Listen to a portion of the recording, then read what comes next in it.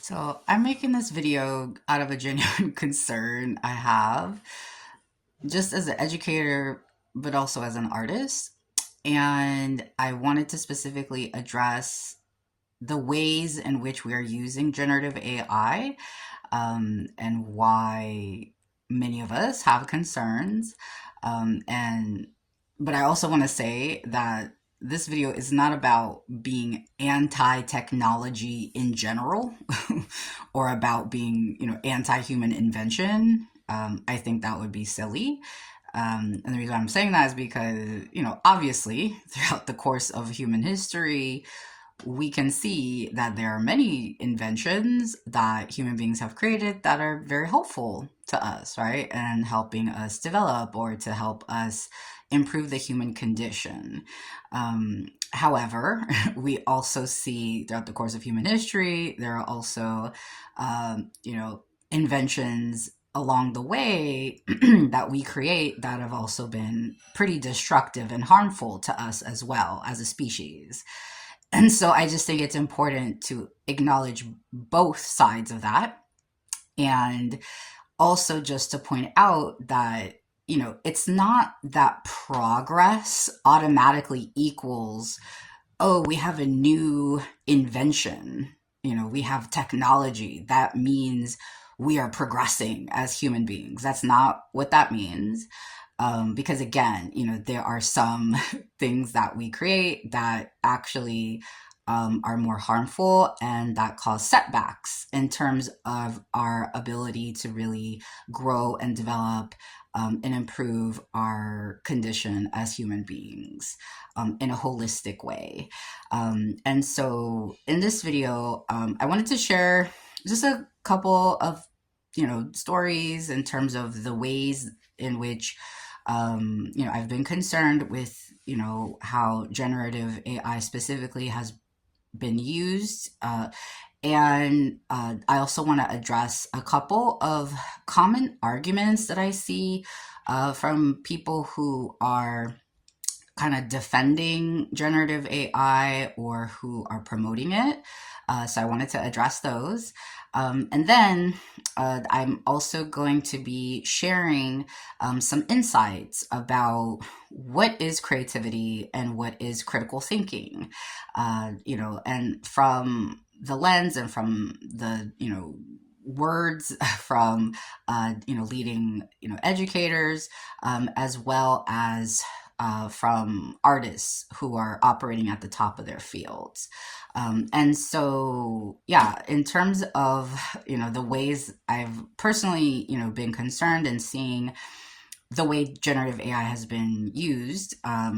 So, for example, a couple years ago, I saw a local artist who had posted about, they had, recently lost a loved one, right? And as an expression of that, they said that they used generative AI to come up with a poem, and they shared that poem, and uh, so a poem about their experience about that, right? And so that made me very concerned.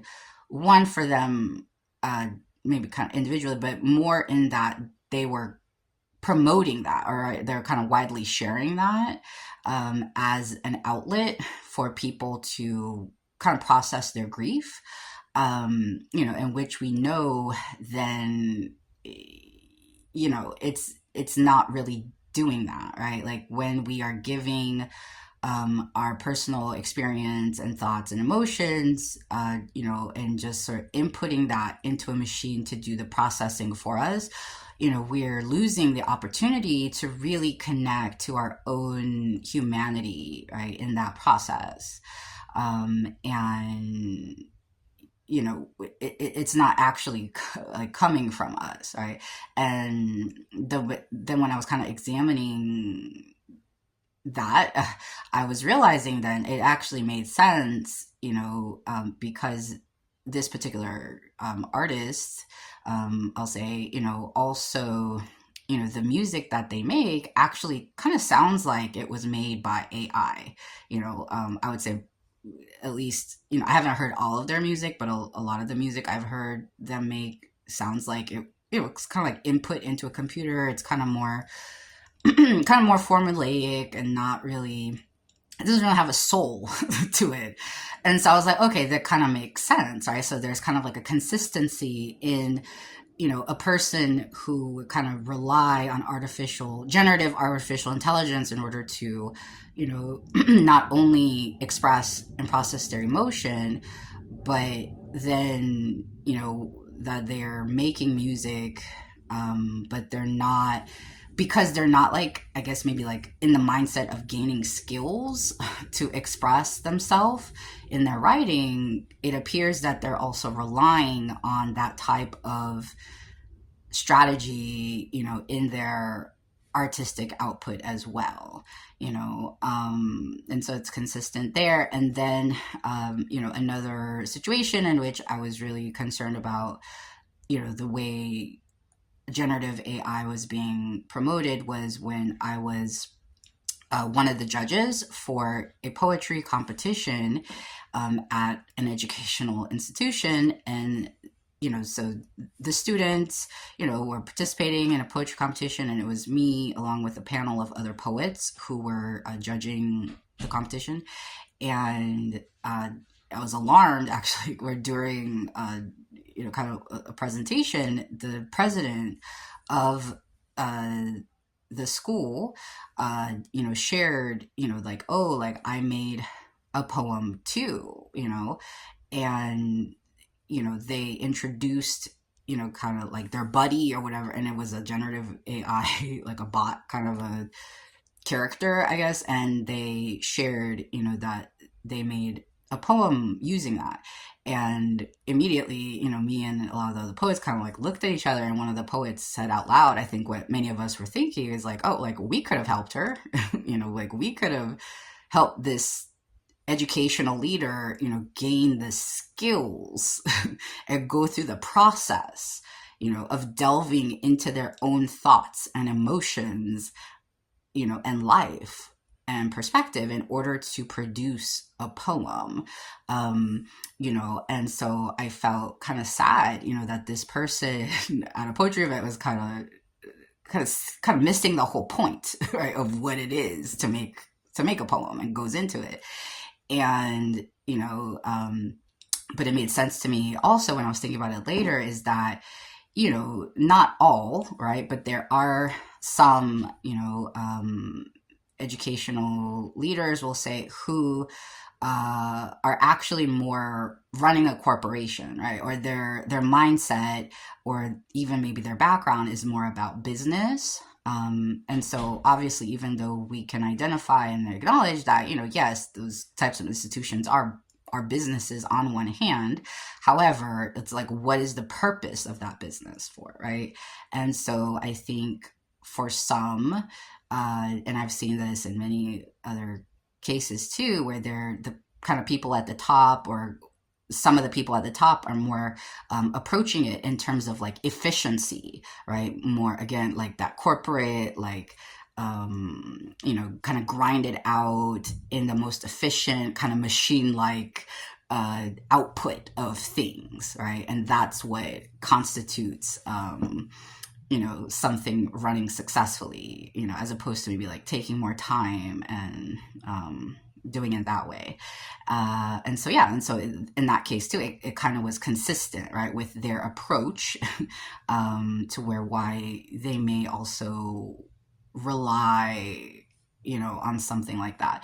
And then another personal experience I had was when I was preparing a lesson plan, and I went onto a website that provides slideshow templates, and I noticed that this particular company then added a generative AI component for educators who are preparing lesson plans. And what this technology was promoting, or what this company and this website was promoting, is for educators to use generative AI to come up with their lesson plans, right? And I was alarmed by this, because then, it's like, what then is the process that the educator is going to go through in terms of, what is the research they're going to do, what kind of skills can they learn, what kind of help can they reach out to from other, maybe, more experienced educators.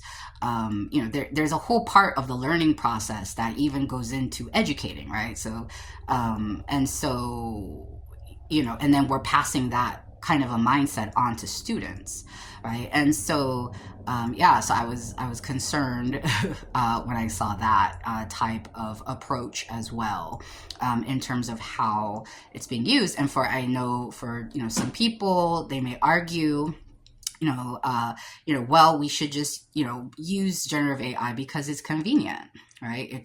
We need to get things done. We can't spend time for things. We gotta just crack it out, right? But to that argument, I would say, I'm not sure about this argument about only using something because it's convenient, because there are many things that are convenient that are actually very harmful for us, right? And so, for example, it might be more convenient or easier for a company or even for a community to just not go through the process of properly processing or disposing of, or dealing with, let's say, toxic chemicals, right? And it's easier to just throw the toxic chemicals into the local water source or river or something, so even though that's more convenient perhaps up front, if we look at the long run, is that kind of action or convenience good for our health or for the environment, right? Or we could look at, let's say, it might be easier for us to just throw some garbage on the ground, or some plastic garbage, right? It's easier than trying to, bother to go find a trash can, or, go through whatever steps we have to rinse it out and maybe reuse it or whatever, right? It's too much work. It's too much time. And so because of that, if we were to just throw our plastic garbage on the ground, then, what is that going to do to our neighborhood, in the long run, right? How does that affect the well-being in the long run by that immediate action? Or, for example, it might be easier or more convenient for us to, maybe every day we're busy or whatever, and it's more convenient for us to grab fast food every day, on our way home from work, than to cook a meal, once we get there. And so, if we're only doing that sometimes, maybe that, that doesn't really have a big effect. But if we're doing that a lot, and it becomes a habit, then, we know that clearly, it's going to have a negative impact on our health, right, in the long run, again. And so I really believe it's this kind of fast food or immediate gratification type of culture or mindset that we're cultivating, that is to our detriment, right? Not only to us individually, but also for our collective well-being in the long run. And so similarly, this is a way in which generative AI also operates, right? Is that, again, going against the argument of oh, we should just use it because it just makes things easier. It's just convenient. But it may make your task easier in some ways in that moment. But, what is that going to do to you in the long run, and to us collectively in the long run? And I know for some people within this topic of convenience, they may, assert how, generative AI then increases access to creation, right? So it makes things more accessible for people who, might, need it, right? But to that, I would say, it's different, right? Because generative AI, right, in terms of creation or for, certain expressions, is not largely being used by people who can't do it, So that's the difference. So for example, like when we're looking at wheelchairs, right? As a whole, generally, wheelchairs are being used to help increase accessibility, right? Like they're being used by people who genuinely need it to get around, right? And so it makes sense. Wheelchairs are not, as a whole, causing harm to us, right? Are not a detriment as an invention because it is legitimately being used most of the time by people who actually need it. And, so it makes it accessible. But then for generative AI, the problem is that that same argument about making things accessible does not stick because it is largely being used by people in a way where they do not have to use it. So it's just like if you're thinking about, if a bunch of people, or let's say if it would be like if the majority of people using wheelchairs were people who could walk and who did not need wheelchairs, it would be that, it would be similar to that, right? And so if we think about that scenario, it's like, okay, if the majority of people using wheelchairs were people who didn't even need them, like what would that be doing to them in the long run, right? In terms of, and I don't mean even just physically, but I mean even just kind of like emotionally or mentally, right? Like what is that? What is that cultivating in a culture of people?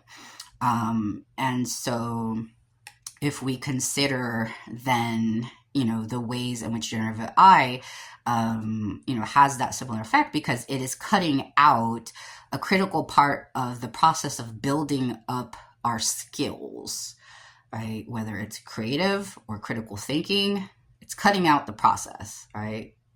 A lot of it, I would say at least. And, so if we're thinking about, the artist or the thinker, and then, there is the output of art or knowledge, and then in that in-between step or in the middle is process, right? And so again, by cutting out this middle part of process, which is actually the most important part of creativity and the most important part of thinking is the process of it. It's what you're coming out with at the end is actually not is not human creation and is not actually true knowledge, right? Because you didn't go through the process.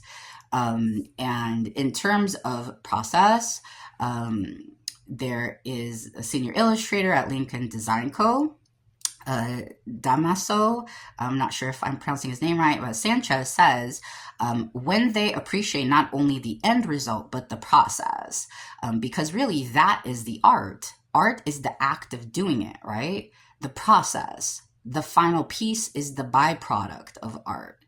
And then going in this vein too, legendary Nike shoe designer Tinker Hatfield said, every time you sit down to design something or draw something on your iPad or on a piece of paper, it's kind of a result.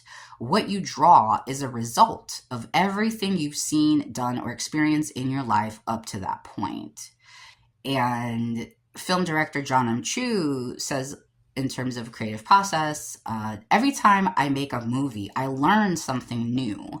And what I've learned is that process is the most amazing thing. It's what I am addicted to. It's not even the final product.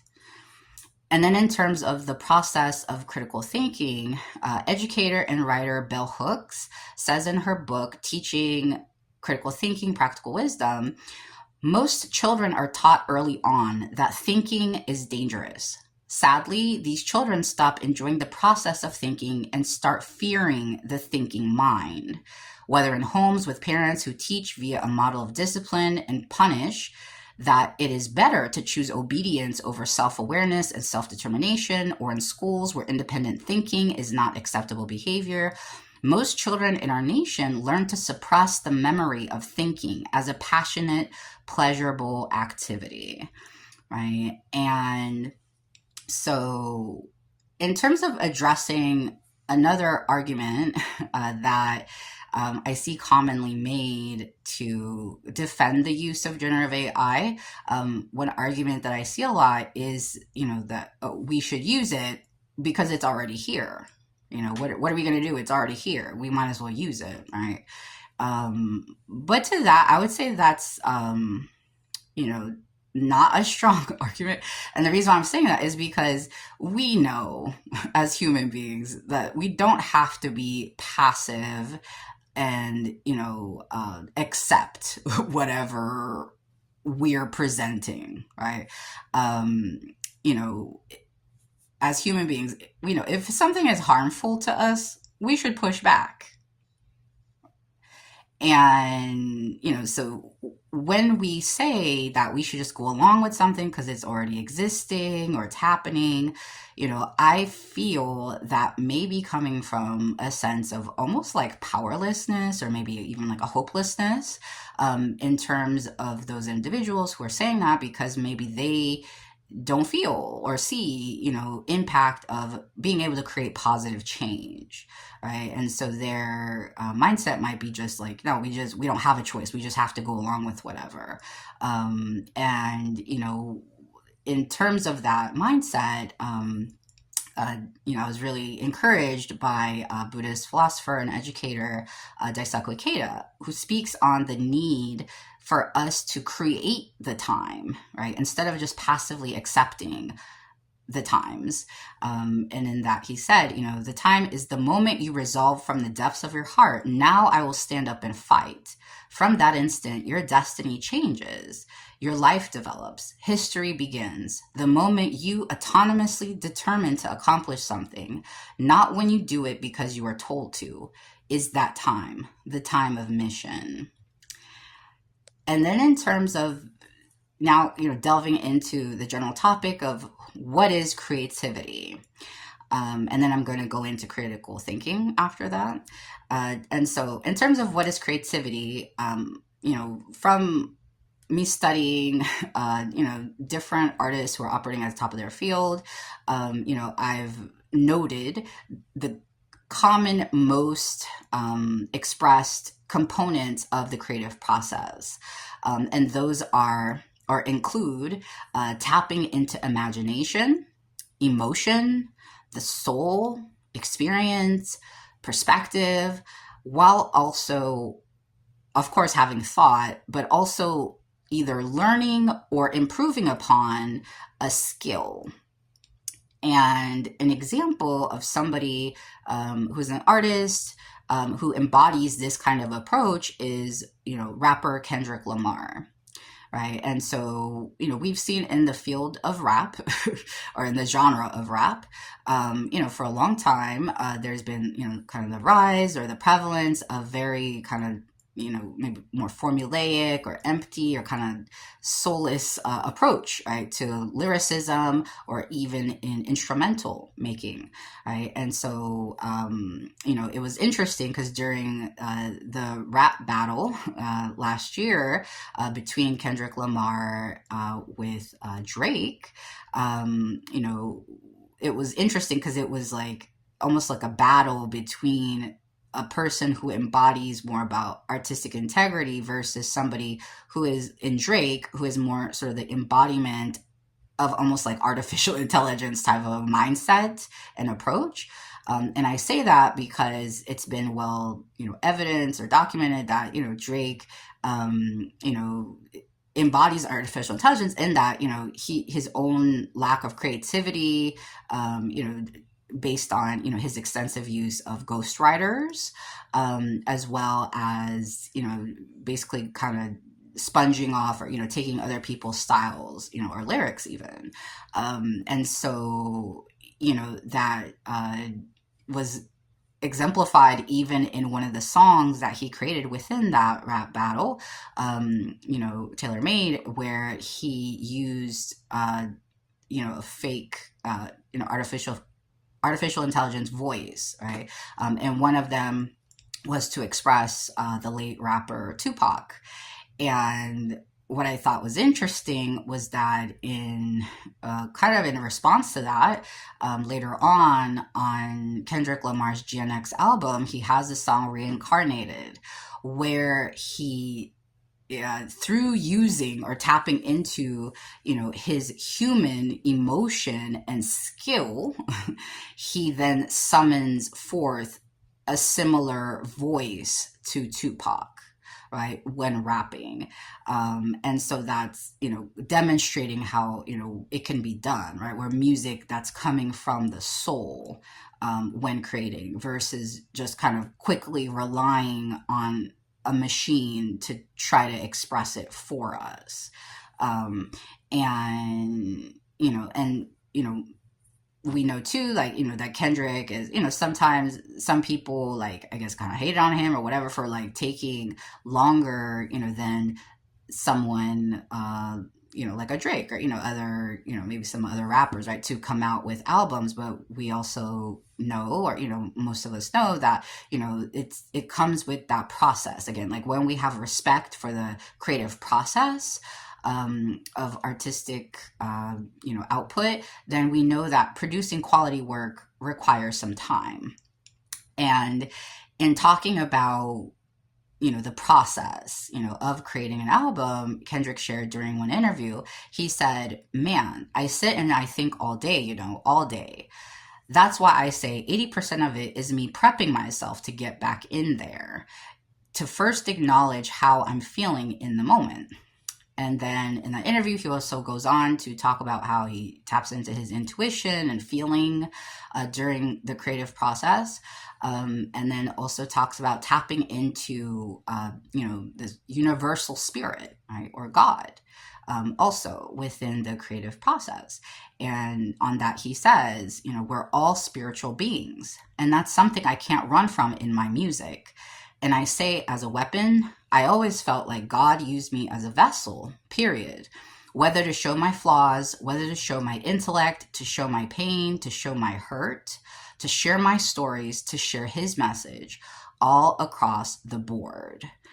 And then in the realm of singing, actress and singer Cynthia Erivo speaks about this importance of that human connection and honoring that element, within her performance. And in an interview between herself and film director John M. Chu, John M. Chu had said to Cynthia, do you feel connected? Because I always say that when you came into the room for Alphaba, the voice, like I've heard you on YouTube, I saw you in Color Purple, I was there when the whole audience stands up. That's something you have an ability to do. I don't know what it is. I call it a direct connection to everybody's soul. You've jacked into the system in some way. And do you feel, as I always say, it's spiritual, it's a gift. Do you feel, when did you feel that happen? And to that, Cynthia responds to John, I always felt like something. It was more than just singing the song. It was about expressing a moment, an emotion, a feeling, an idea. And I always felt like that. And the older I got, the clearer it got for me. And the more I understood, and the more I understood how to use it. I never want to just sing a song because that feels empty. So I search for what the connection mainframe might be. And so not only is human emotion and soul something that Cynthia Erivo puts into her performance art, but she also talks about, in other interviews, the tremendous amount of work and research that she puts into her preparations. And so this mental process that she also dives into is, a clear expression of her commitment to her artistry. And we can see how it also allows her to bring out the best of herself in whatever she's doing. And then so going into that kind of the mental side, or the process of critical thinking, from the lens of education, and if we ask ourselves, then what is critical thinking? Right. And then so if we look at just the definition of it, technically, this is from a scholarly paper it says, critical thinking is purposeful thinking in which individuals systematically and habitually impose criteria and intellectual standards upon their thought. And in this same paper, they are citing other research where they found that critical thinkers possess the following characteristics. They're usually outcome driven, open to new ideas, flexible, willing to change, innovative, creative, analytical. They're communicators, assertive, persistent, caring, energetic, risk takers, knowledgeable, resourceful, observant, intuitive, and out of the box thinkers.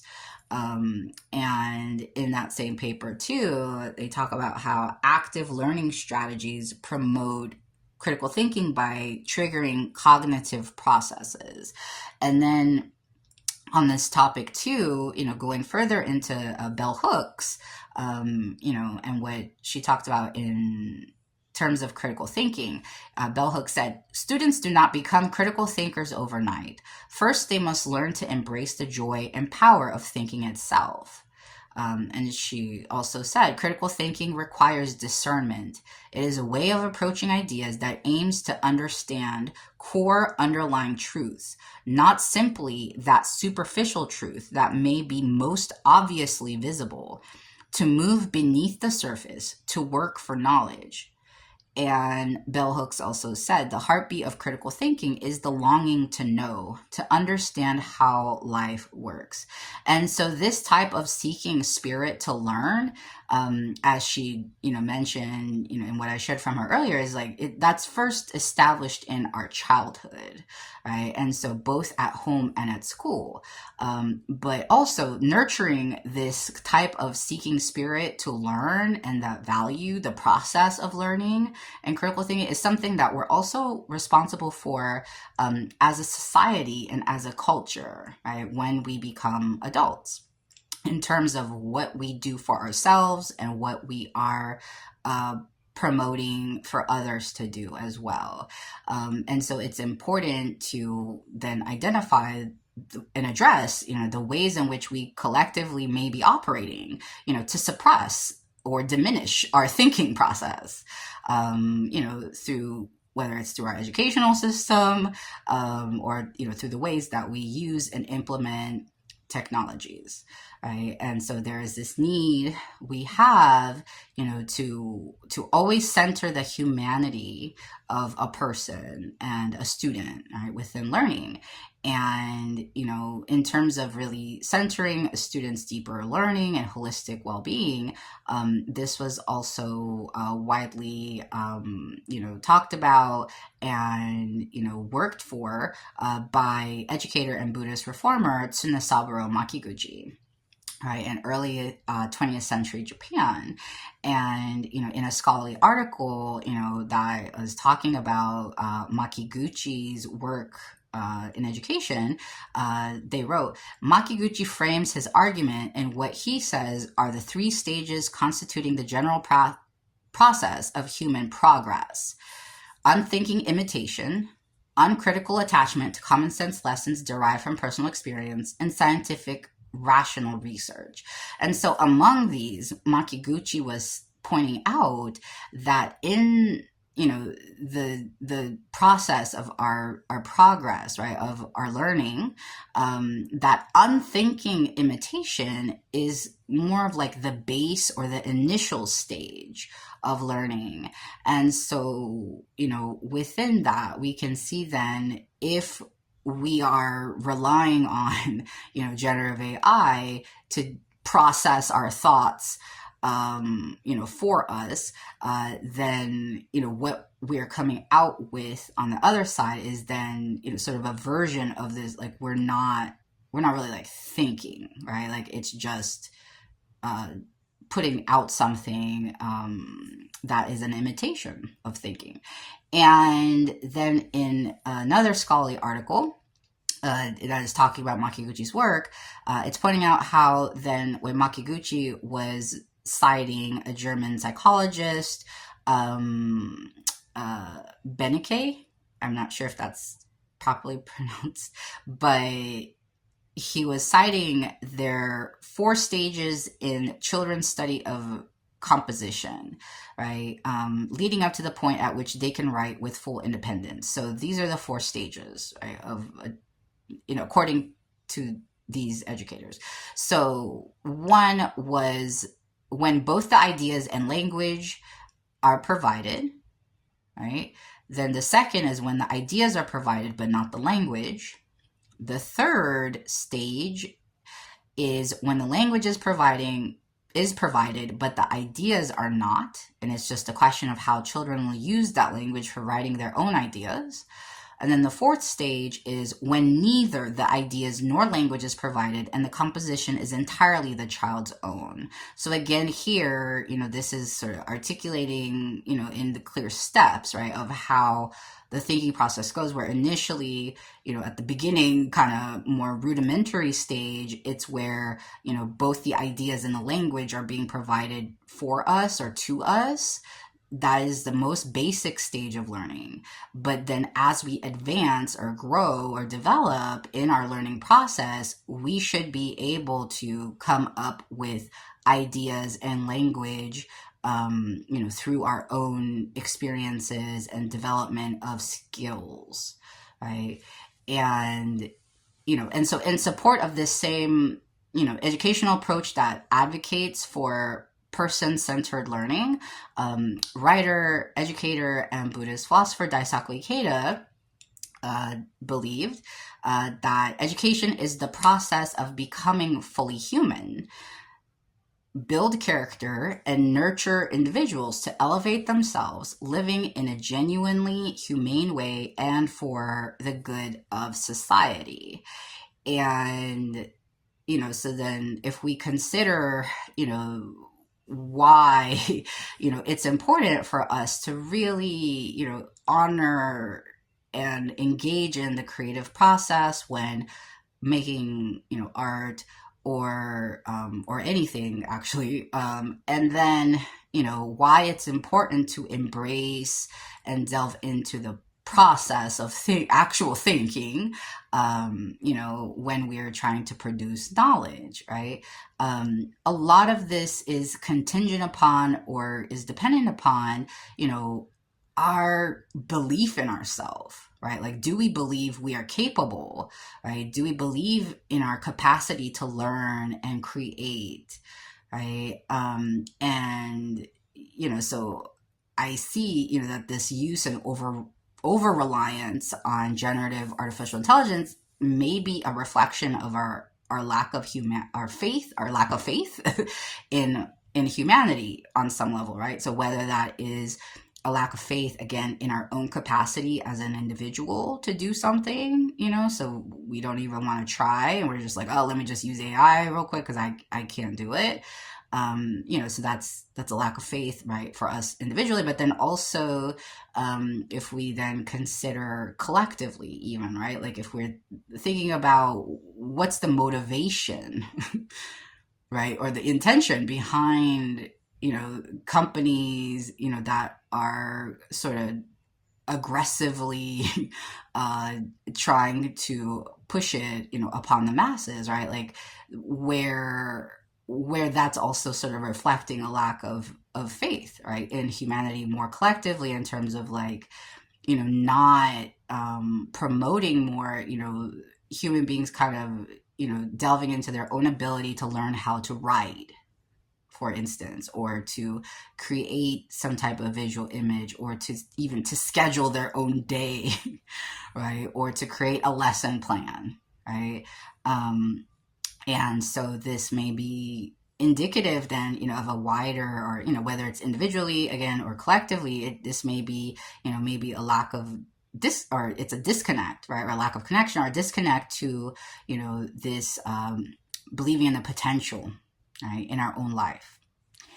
And but it's just so important, to keep in mind that, to remind ourselves and to each other, we do have the capacity, the ability and the opportunity to grow and develop ourselves, overall, mind, body, and spirit, right, by doing, the heavy load of the thinking and creating ourselves, right? Because then that also gives us the opportunity to learn from other people who have maybe more experience or more skills than us, or have the type of character we're trying to develop, right? And so it gives us also the opportunity to seek from them, right?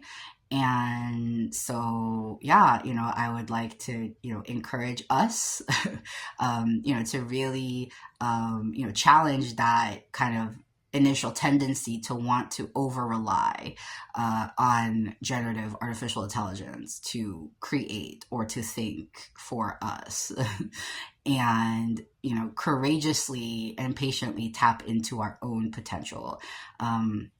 And I feel that SZA, the singer, in an interview with Kendrick Lamar that they had in Harper's Bazaar from November 2024, she articulated so simply, but I think so profoundly and beautifully, about this, where SZA said, "Why am I trying to not be a human so bad?"